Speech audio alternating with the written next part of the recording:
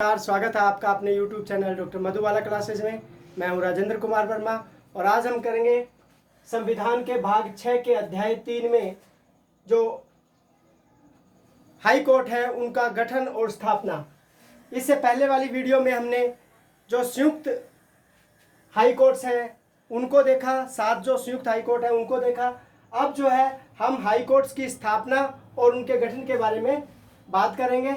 तो संविधान के भाग 6 के अध्याय 3 में अनुच्छेद 124 से 232 तक हाई कोर्ट्स के बारे में बताया गया है। इनका गठन, इनकी स्थापना, इनका जो क्षेत्राधिकार है, जूरिस्प्रूडेंस है, उसके बारे में बताया गया है। और भारत में सर्वप्रथम 1862 में 3 हाई कोर्ट्स की स्थापना की गई।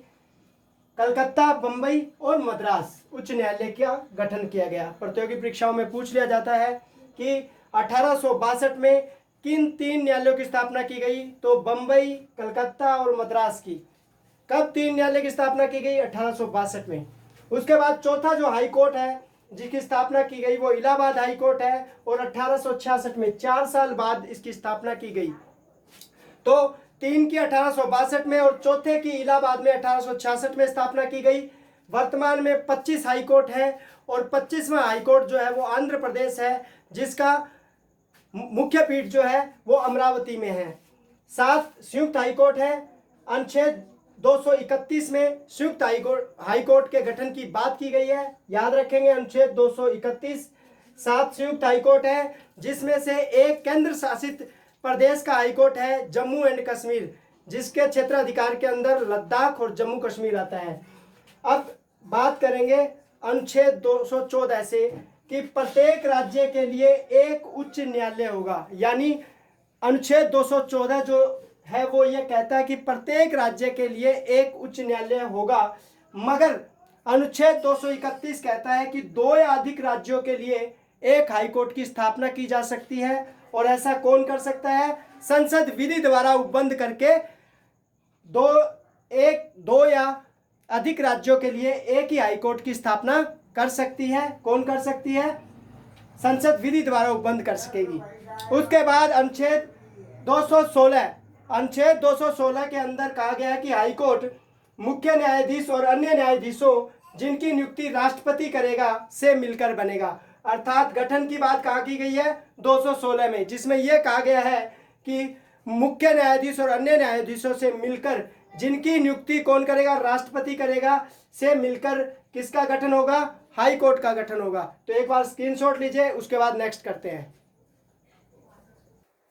अनुच्छेद 217 उच्च न्यायालय के न्यायाधीशों की नियुक्ति और उसके पद की शर्तें क्या है। तो न्यायाधीशों की नियुक्ति जो है वो राष्ट्रपति करता है, लेकिन राष्ट्रपति नियुक्ति करे इसके लिए कुछ शर्तें हैं। जैसे अगर हाई कोर्ट के मुख्य न्यायाधीश की नियुक्ति करता है राष्ट्रपति, तो उसे सुप्रीम कोर्ट के मुख्य न्यायाधीश व उस राज्य के राज्यपाल से परामर्श करना होगा। यानी किसी भी हाई कोर्ट के मुख्य न्यायाधीश चीफ जस्टिस की नियुक्ति करनी है तो भारत के सुप्रीम कोर्ट के चीफ जस्टिस और उस राज्य के राज्यपाल से राष्ट्रपति क्या करेगा? परामर्श करेगा। और मान लो अन्य न्यायाधीशों की नियुक्ति करनी है, उसी हाई कोर्ट के अन्य न्यायाधीशों की नियुक्ति करनी है, तो हाई कोर्ट का जो मुख्य न्यायाधीश नियुक्त किया गया है उससे परामर्श करना जरूरी होगा। तो 2 शर्तें हैं। फिर अब कोई न्यायाधीश राष्ट्रपति को संबोधित त्याग पत्र से पद त्याग सकता है। यानी वैसे तो 62 वर्ष या 6 वर्ष की आयु तक अपना पद धारण कर सकता है, परंतु कोई न्यायाधीश राष्ट्रपति को संबोधित त्याग पत्र से पद त्याग सकता है। यह अनुच्छेद 124(4) यह कई बार पूछा गया प्रतियोगी परीक्षाओं में कि किस अनुच्छेद के तहत हाई कोर्ट्स के जज को हटाने की प्रक्रिया का उल्लेख किया गया है। तो अनुच्छेद 124(4) में 24(4) की रीति से पद से हटाया जा सकेगा राष्ट्रपति द्वारा। फिर है योग्यता, वह भारत का नागरिक हो, भारत के राज्य क्षेत्र में कम से कम 10 वर्ष तक न्यायिक पद धारण कर चुका हो, 10 वर्ष तक किसी पद पर जज रहा हो, किसी उच्च न्यायालय का या ऐसे 2 अधिक न्यायालयों का कम से कम 10 वर्ष तक अधिवक्ता रहा हो। यानी 10 वर्ष तक 2 या 2 से अधिक न्यायालयों का क्या हो? हाई कोर्ट्स का वकील रहा हो। उस व्यक्ति को राष्ट्रपति उच्च न्यायालय में न्यायाधीश नियुक्त कर सकता है, मुख्य न्यायाधीश नियुक्त कर सकता है। यदि उच्च न्यायालय के किसी न्यायाधीश की आयु के बारे में कोई प्रश्न उठता है तो उसका विनिश्चय सुप्रीम कोर्ट के मुख्य न्यायाधीश द्वारा किया जाता है। यानी अगर एज से संबंधित कोई प्रश्न उत्पन्न हो गया है तो उसका विनिश्चय कौन करेगा? सुप्रीम कोर्ट के मुख्य न्यायाधीश से परामर्श करेगा राष्ट्रपति, और उसके द्वारा जो विनिश्चय किया जाएगा वो अंतिम होगा। तो ये प्रश्न भी पूछा गया है प्रतियोगी परीक्षा के अंदर कि आयु से संबंधित अगर कोई प्रश्न उत्पन्न होता है तो उसका अंतिम विनिश्चय किसके द्वारा किया जाता है? राष्ट्रपति के द्वारा किया जाता है। किसकी सलाह पर? सुप्रीम कोर्ट के चीफ जस्टिस के परामर्श के बाद। कार्यकाल 62 वर्ष या 6 वर्ष जो पहले हो जाए। तो हमने देखा कि नियुक्ति जो है राष्ट्रपति के द्वारा की जाती है। हाईकोर्ट के मुख्य न्यायाधीश की नियुक्ति करते वक्त राज्यपाल से, और सुप्रीम कोर्ट के मुख्य न्यायाधीश से क्या किया जाएगा? परामर्श लिया जाएगा। और अन्य न्यायाधीश की नियुक्ति करते समय उसी हाईकोर्ट के चीफ जस्टिस से परामर्श किया जाएगा। हटाने की प्रक्रिया 124(4) के अंदर है। ये भी एक बार पूछा गया है प्रतियोगी परीक्षा में, तो एक बार इसका स्क्रीनशॉट लीजिए, फिर नेक्स्ट करते हैं। अनुच्छेद 219 हाईकोर्ट के न्यायाधीशों को शपथ और उस राज्य का राज्यपाल या उसके द्वारा इस निमित्त नियुक्त व्यक्ति के समक्ष शपथ लेंगे। यानी कोई भी हाई कोर्ट का जज है, चाहे वो चीफ जस्टिस है या अन्य जज हैं, वो उस राज्य के राज्यपाल या उसके द्वारा इस निमित्त नियुक्त किए गए व्यक्ति के समक्ष शपथ लेंगे। शपथ जो है वो संविधान के पालन, एकता और अखंडता की रक्षा की शपथ लेंगे। भी कई बार पूछ लिया जाता है कि जो जस्टिस जुडिशरी में हाई कोर्ट के अंदर जो जज हैं वो संविधान के पालन, एकता और अखंडता की रक्षा की शपथ लेते हैं। फिर अनुच्छेद 220 हाई कोर्ट के स्थायी न्यायाधीश पद पर निवृत्ति के बाद, यानी जो हाई कोर्ट के अंदर स्थायी न्यायाधीश है वो अपने पद से रिटायर होने के बाद सुप्रीम कोर्ट व अन्य हाई कोर्ट के अतिरिक्त किसी भी न्यायालय या किसी प्राधिकारी के समक्ष अभिवचन, प्लीड या कार्य नहीं करेगा, एक्ट नहीं करेगा। यानी वो क्या कर सकता है? हाई कोर्ट में अगर मान लो उसके 6 वर्ष हुए लेकिन आयु उसकी 62 वर्ष अभी नहीं हुई है, तो सुप्रीम कोर्ट में 65 वर्ष तक जज रह सकता है, तो वो सुप्रीम कोर्ट में जाकर न्यायाधीश के रूप में नियुक्त हो सकता है। उसके अलावा वो अन्य जो हाई कोर्ट है उसके अंदर चीफ जस्टिस बन सकता है, लेकिन रिटायर होने के बाद अन्य कहीं भी किसी प्राधिकारी के समक्ष वो प्लीड या एक्ट का नहीं करेगा। अनुच्छेद 221 न्यायाधीशों के वेतन संसद विधि द्वारा अवधारित करेगी। हाई कोर्ट के चीफ जस्टिस को, मुख्य न्यायाधीश को 2,50,000 मासिक मिलता है, और जो अन्य जज होते हैं हाई कोर्ट के उनको 2,25,000 रुपया मासिक मिलता है महीने का। नियुक्ति के बाद अलाभकारी परिवर्तन वेतन में नहीं किया जाएगा, लेकिन अनुच्छेद 360 के तहत जब आर्थिक आपात लगेगा तब वेतन में कटौती की जा सकती है।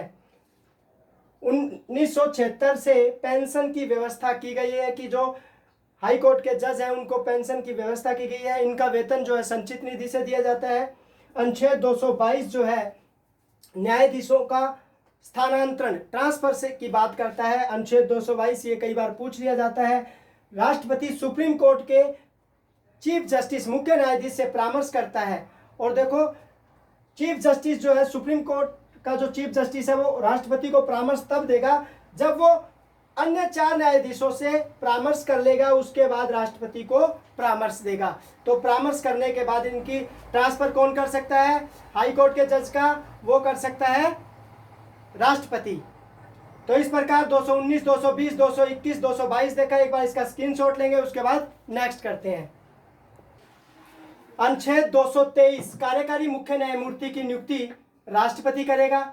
यानी जब हाईकोर्ट का चीफ जस्टिस का पद रिक्त होगा या फिर किसी कारणवश अनुपस्थित है तब कार्यकारी मुख्य न्यायमूर्ति की नियुक्ति उसी हाईकोर्ट से राष्ट्रपति करेगा। अनुच्छेद 224 अपर और कार्यकारी न्यायाधीशों की नियुक्ति अत्यधिक कार्यभार का आभास जब राष्ट्रपति को होगा तब अधिक न्यायाधीशों की नियुक्ति राष्ट्रपति द्वारा की जाती है। अधिकतम 2 वर्ष के लिए नियुक्त किए जाते हैं। अतिरिक्त कार्यकारी न्यायाधीशों की नियुक्ति केवल हाई कोर्ट में ही होती है। काम की अधिकता के कारण। अनुच्छेद 224 ए हाईकोर्ट की बैठकों में सेवानिवृत्त यानी रिटायर्ड न्यायाधीशों की नियुक्ति हाईकोर्ट के मुख्य न्यायाधीश राष्ट्रपति की पूर्व सहमति से करेगा। वहीं अनुच्छेद 124(4) में पद से हटाने की प्रक्रिया है वही है जो सुप्रीम कोर्ट के जज को हटाने की है। इसे समझने के लिए आपको सुप्रीम कोर्ट का गठन और स्थापना से संबंधित जो वीडियो है वो देखना पड़ेगा। तो अनुच्छेद 223 कार्यकारी और मुख्य न्यायमूर्ति, वहीं अनुच्छेद 224 अपर और कार्यकारी न्यायाधीशों की नियुक्ति राष्ट्रपति करता है।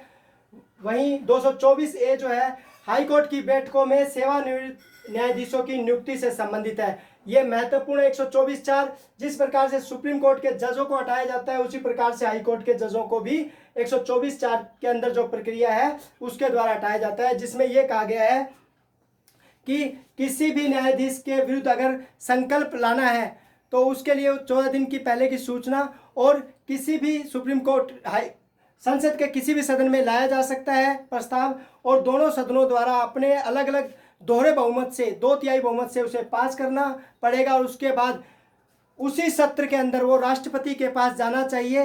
तभी जो है किसी व्यक्ति को, जज को जो है उसके पद से हटाया जा सकता है। अगर उसी सत्र में वो पास नहीं होता है, राष्ट्रपति के साइन नहीं होते तो फिर जो न्यायाधीश होता है वो पद पर बना रहता है। उम्मीद करता हूँ कि आपके लिए वीडियो उपयोगी होगी। धन्यवाद।